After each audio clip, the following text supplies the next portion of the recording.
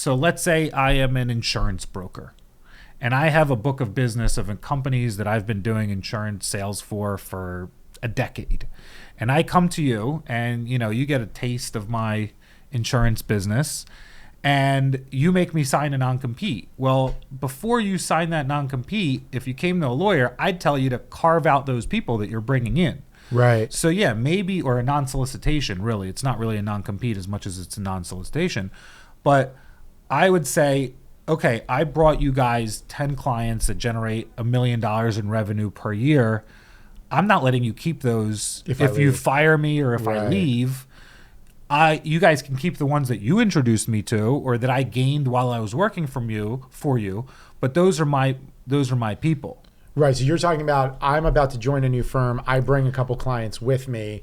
You want to sign something to carve those out as the employee. As the employer, you're like, I brought you in here because you come with this very nice money bag of clients. Right? So interesting. But the protection isn't as much there on the employer side. If you bring somebody up out of college, teach them everything. 10 years later, they build out a book of business, let's say as an attorney, and then they move on to their own practice or another place.